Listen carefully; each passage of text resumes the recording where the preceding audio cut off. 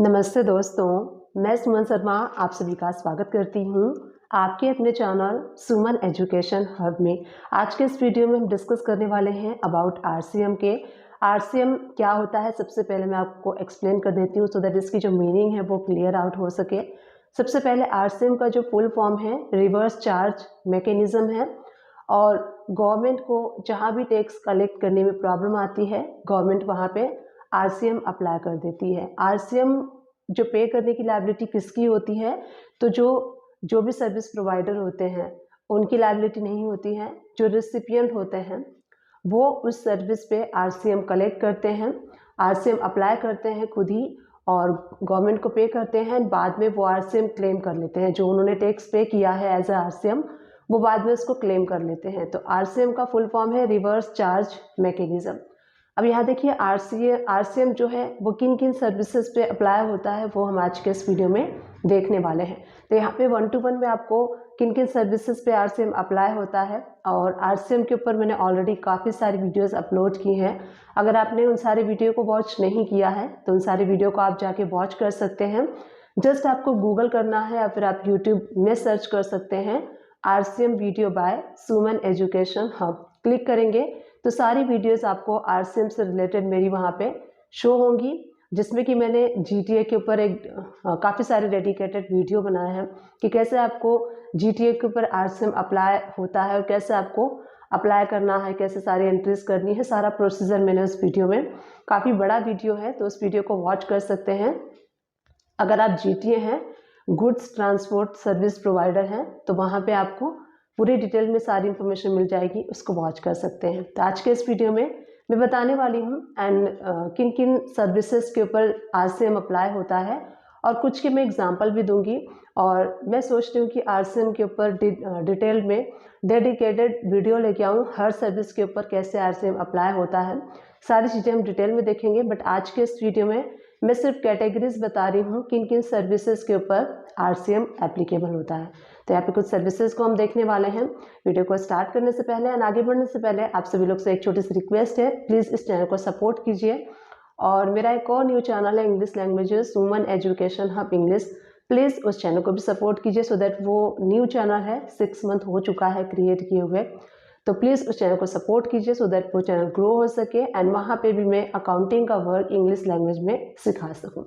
तो चलिए वीडियो को स्टार्ट कर लेते हैं, देख लेते हैं 1 to 1 की आरसीएम की जो सर्विसेज है वो किन किन सर्विसेज के ऊपर अप्लाई होती है। तो सबसे पहले यहाँ पे मैंने लिस्ट है जो मैं आपको यहाँ पे बता रही हूँ रीड करके। सबसे पहले जीटीए है, गुड्स ट्रांसपोर्ट एजेंसी जो है, जो कि गुड्स ट्रांसपोर्ट एजेंसीज जो हैं वो ऐसे सर्विसेज प्रोवाइड करते हैं तो उनके ऊपर आरसीएम एप्लीकेबल होता है। वो सर्विस प्रोवाइड करते हैं तो उनके ऊपर एप्लीकेबल नहीं होता है। जो रिसिपिएंट होते हैं, जो गुड्स ट्रांसपोर्टर की सर्विस लेते हैं, उनके ऊपर आरसीएम अप्लाई होता है, वो गवर्नमेंट को आरसीएम पे करते हैं। सेकेंड ये है एडवोकेट। अगर आप एडवोकेट की सर्विस लेते हैं तो देखिए गवर्नमेंट को यहाँ पे टैक्स कलेक्ट करने में प्रॉब्लम होती है, जैसे कि ट्रांसपोर्टर हो गए और एडवोकेट हो गए। तो एडवोकेट से आप सभी को पता है कि टैक्स लेना बहुत ही बड़ी बात होती है, बहुत ही प्रॉब्लम की बात होती है। एंड जो ट्रांसपोर्टर होते हैं वो कहते हैं कि हम पढ़े लिखे नहीं हैं, हमें इतनी नॉलेज नहीं है, हमें ये नहीं पता, हमें वो नहीं पता। तो गवर्नमेंट ने इनके ऊपर टैक्स लायबिलिटी का बर्डन ना डालते हुए जो रिसिपिएंट है उनके ऊपर बर्डन डाला है कि आप इनका जो टैक्स है अंडर आरसीएम पे कीजिए एंड बाद में आप उसको क्लेम कर सकते हैं। तो सबसे पहले मैंने आपको बताया जीटीए। सेकेंड मैंने आपको बताया एडवोकेट की। अगर आप सर्विस लेते हैं तो एडवोकेट की कितनी भी अमाउंट की सर्विस अगर आप लेते हैं तो उसके ऊपर आपको आरसीएम अप्लाई करना है। एंड एडवोकेट की सर्विस अगर आप लेते हैं तो इसके ऊपर भी मैंने वीडियो अपलोड किया है, आप वीडियो सर्च कर सकते हैं advocate service by Suman education hub. इस तरीके से अगर आप वीडियो डालेंगे तो आपको वीडियो मिल जाएंगी। और अगर आपने कोई ऐसा इनवाइस रिसीव किया है, अगर आपकी कंपनी में कोई लीगल सर्विस ली गई है, एडवोकेट की हेल्प ली गई है और एडवोकेट ने इनवाइस इशू किया है आपको, तो उस वीडियो को वॉच करके आप इनवाइस को रिकॉर्ड कर सकते हैं और उस पर आरसीएम कैसे आपको बुक करना है, कैसे पे करना है, वो सारा प्रोसीजर मैंने आपको उस वीडियो में बताया है। तो किस तरीके से आपको सर्च करना है, वकील की वीडियो बाय सुमन एजुकेशन हब, इस तरीके से भी आप सर्च कर सकते हैं। एडवोकेट वीडियो बाय सुमन एजुकेशन हब, इस तरीके से भी आप सर्च कर सकते हैं। तो इस तरीके से आप सर्च करेंगे तो मेरी वीडियोस आपको मिल जाएंगी। नेक्स्ट हम देख लेते हैं स्पॉन्सरशिप। तो देखिए स्पॉन्सरशिप जो होती है उसके ऊपर भी आरसीएम अप्लाई होता है। यहाँ पे छोटा सा एग्जांपल मैं आपको देती हूँ सो दैट आप समझ सके कि स्पॉन्सरशिप पे कैसे आरसीएम एप्लीकेबल होता है। सपोज कीजिए कोई भी पर्सन ऑर्गेनाइज करता है किसी भी वेबिनार को। सपोज कीजिए आपने कोई जीएसटी से रिलेटेड या फिर किसी भी चीज़ से रिलेटेड वेबिनार आपको करना है, जहाँ पे कि आप लोगों को गाइड करते हैं कि कैसे ये चीज़ करनी है, कैसे वर्क करना है।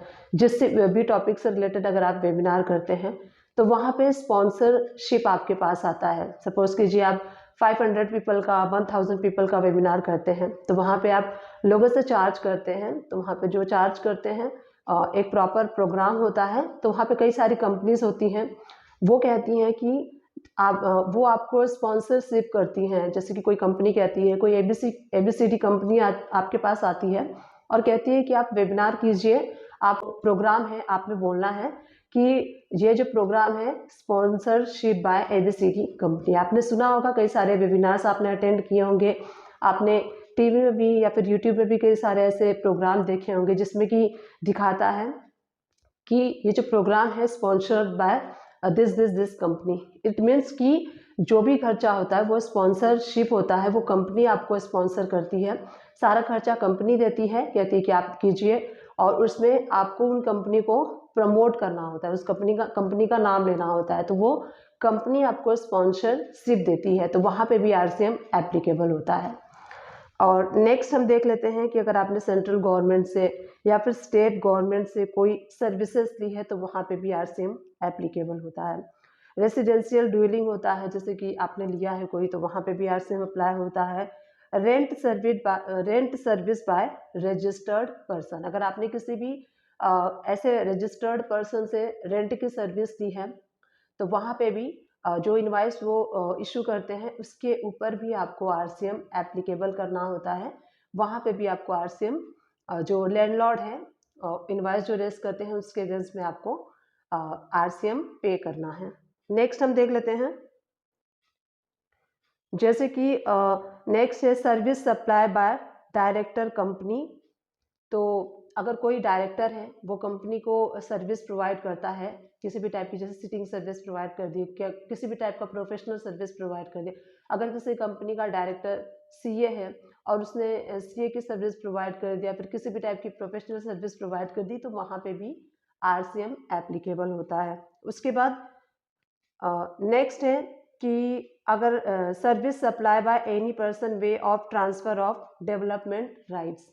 तो जैसे कि एक एग्जांपल लेके मैं आपको यहाँ पे बताती हूँ। सपोज कीजिए आपके पास 2000 गज का या फिर 3000 गज का कोई बड़ा सा प्लॉट है और आपके पास मनी नहीं है, आप के पास इतनी मनी नहीं है कि आप उसको बिल्डिंग बना सके या फिर उसको डेवलपमेंट कर सके उस एरिया को।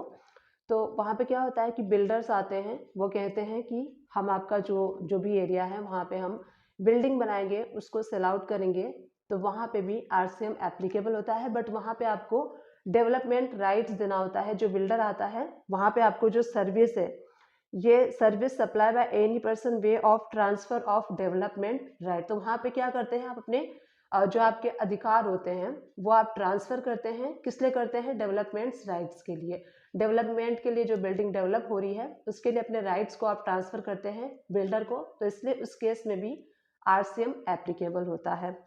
नेक्स्ट है लॉन्ग टर्म लीज। अगर आपने किसी को अपनी प्रॉपर्टी लीज पे दी है लॉन्ग टर्म के लिए, तो वहाँ पे प्रॉपर एग्रीमेंट होता है। तो वहाँ पे जो एग्रीमेंट होता है प्रॉपर, तो उस वहाँ पे भी आरसीएम एप्लीकेबल होता है। उस केस में भी अगर आपने अपने प्लांट एंड मशीनरी को या फिर अपने एरिया को लीज पे किसी को दिया हुआ है, तो वहाँ पे भी आपको आरसीएम एप्लीकेबल है, वहाँ पे भी आपको आरसीएम अप्लाई होगा।